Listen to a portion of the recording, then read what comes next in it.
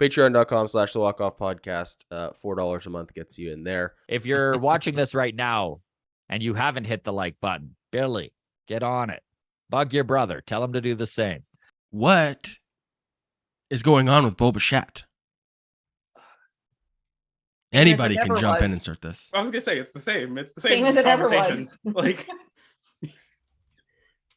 you can't hit this. Like he can't throw. He can't throw. Like even today, he didn't have any errors, but he had 2 balls that almost pulled Vladdy off first base.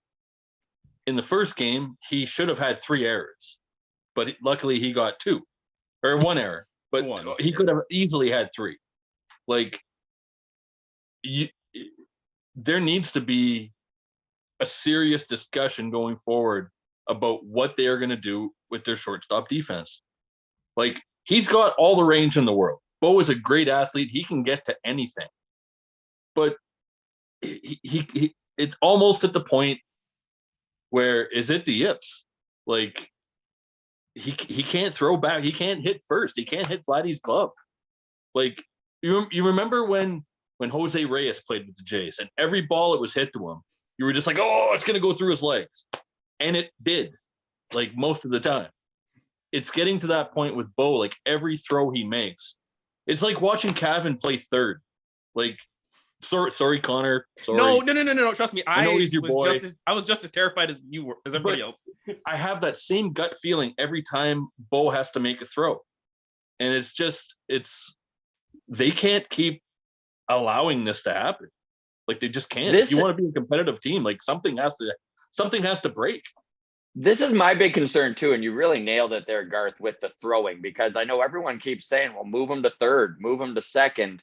You know, like people even were talking like when Chapman goes, you know, maybe that's the move to move him over to third. But if make us throw longer. It's between his ears. It's between his ears. Like you said, like maybe it is the yips, like because he can get to every ball. Like that first error of the year when he made it in the first inning, right, of game 1 of the season.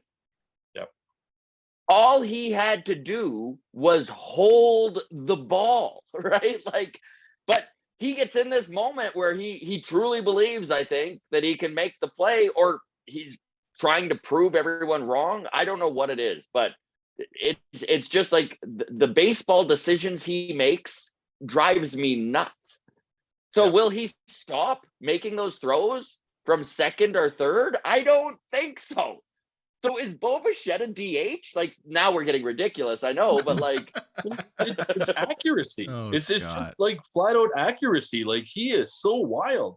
Like today, he pulled Vlad off the bag with 2 throws today, and like they were both outs, luckily, but they could have easily not been outs, you know, like just a fraction of an inch here or there. Like when you see Matt Chapman, like I know Chapman had an error this weekend, whatever. I'm not worried about him.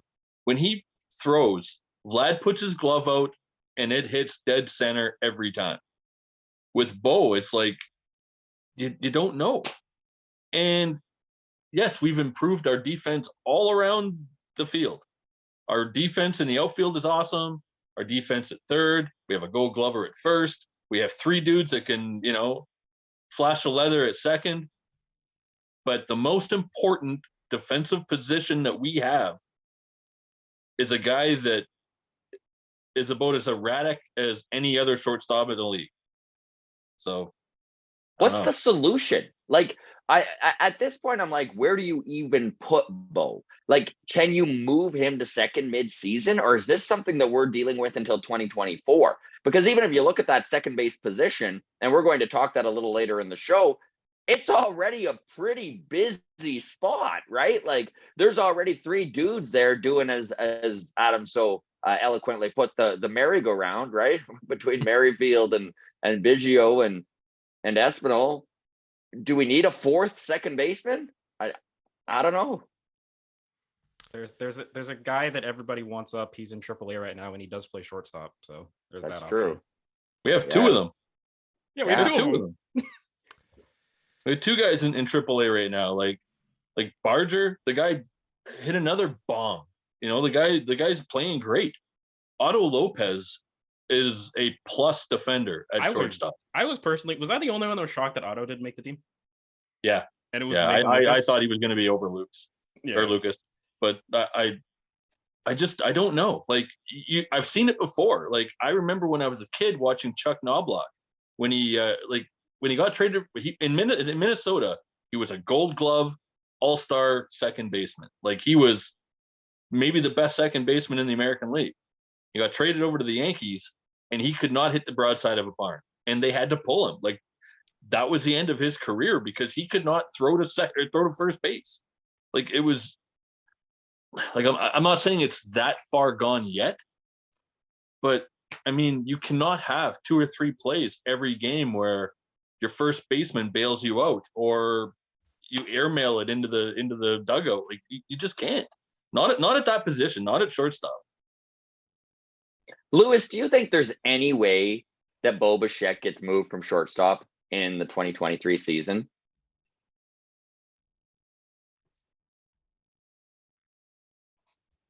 You're on mute, I think. So. Yeah. Am I on mute? No, you're good I now. was, Yeah. I'm He's good. just pausing for effect, Scott. Letting the suspense really breathe. I was just thinking. I think the answer is no. But man, you're in a postseason game, and Barger's maybe the guy going into October. Bo's been slumping a bit. I don't know. I feel like those are the decisions you make, like when the games matter. But for now, he's gonna be given the opportunity to figure it out. I mean, he's been the shortstop for however long. They're gonna wait it out and see how he feels. But come postseason, I think a decision might be made. I feel they're going to wait it out too. Connor, how about you, man? Are you feeling like they could do something? I don't think Bo's ever getting moved because they had the opportunity to go out and get one of the 14 shortstops that were available, and they didn't. They went in and traded for Matt Chapman because you could have had Corey Seager. You could have had, at that point, was Correa the first time. You could have had Trevor Story even. And they're like, nope, Bo's our guy. We're going to go get Chapman. And then, so I don't think he's ever going to get moved. But like Lewis said, just playoff time, if Barger is 1,000 times better defender, and by all accounts, he actually is, and he's a lefty bat, so no one needs to worry about balance.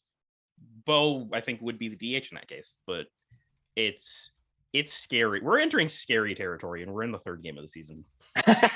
Like that's the one part. This is one of the few things we can overreact on and kind of be justified.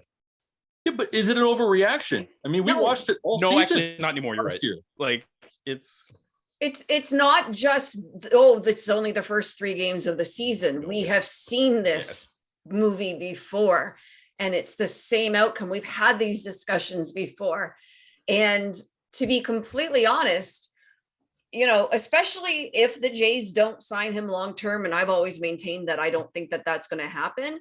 If they're unwilling for whatever reason, whether it's them, him, whatever, unwilling to move him to a position where he would most likely better support the team defensively, then that's on this organization. I don't understand that, to be completely honest. It makes me mad. I don't tend to get angry about very many things when it comes to baseball because it's entertainment, really. But this one ticks me off. We have 3 guys in the organization that can play better defense at shortstop. We have a guy that's on the team right now, Espinal. He's a better defensive shortstop than Bo. And we have Barger, we have Lopez. Both of those guys are really good at shortstop. They're both really good defenders.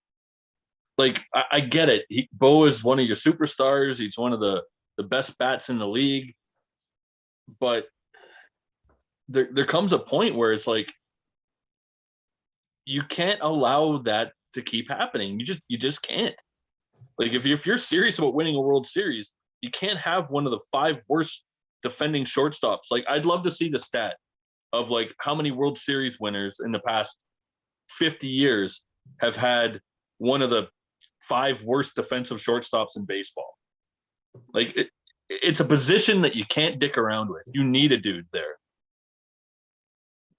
I was actually trying. I mean, but I was like, I'm going to continue to be a Bo apologist, which is a weird place to be, but it is like something that's getting harder and harder to ignore. I mean, I really spent the off season really talking myself into, look, he's getting older. He's getting stronger as he goes. This is like the age 25 season is consistently, historically, an age at which shortstops take that next step.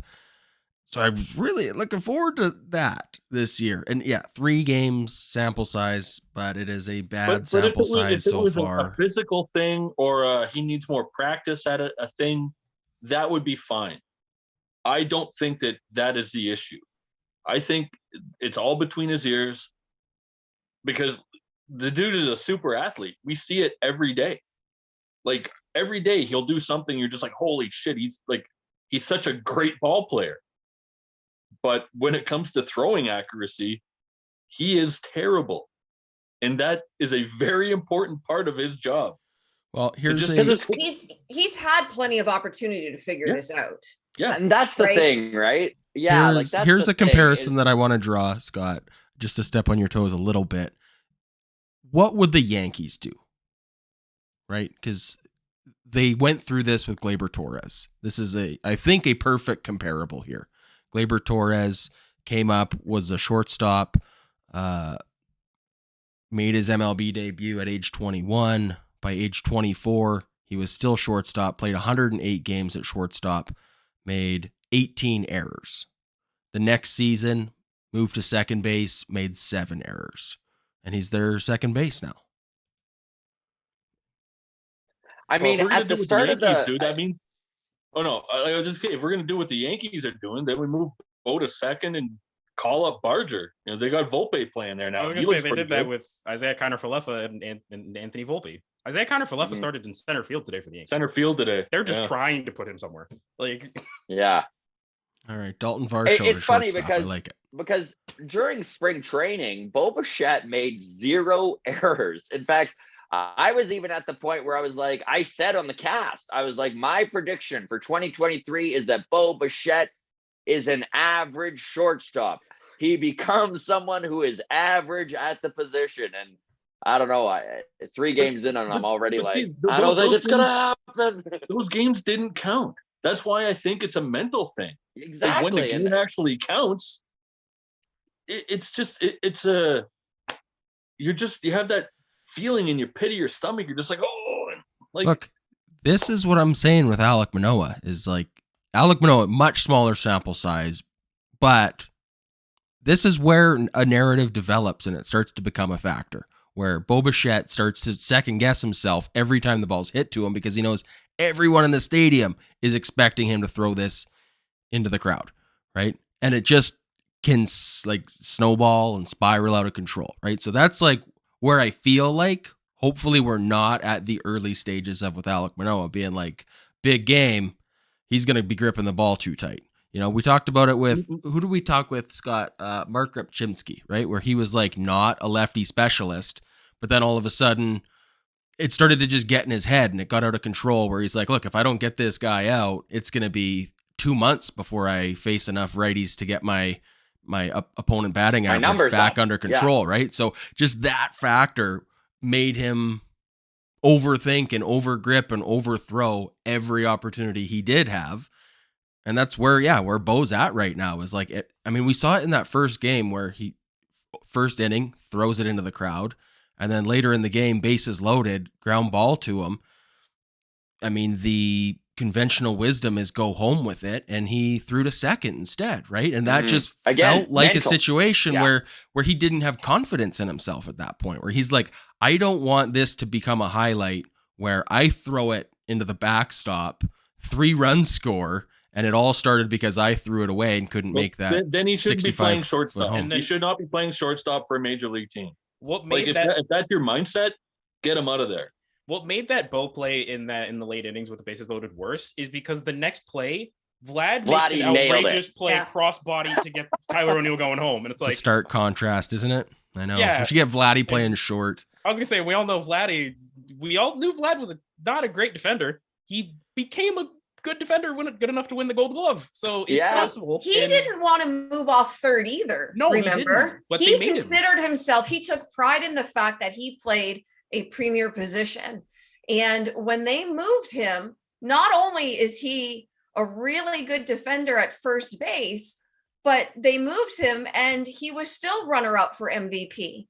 I just want to thank everybody in the grounds crew for tuning in tonight. We hit close to 70. Here's my challenge. Share this or whatever in your Facebook groups and your Reddit forums. If we can get to 100 for next week's long toss, I'll get my hair permed. How's that sound? Is that crazy? I might what family. I'm telling everybody. I might shave it off the following week, but for 1 week, I'll get this thing permed. All right, there you go.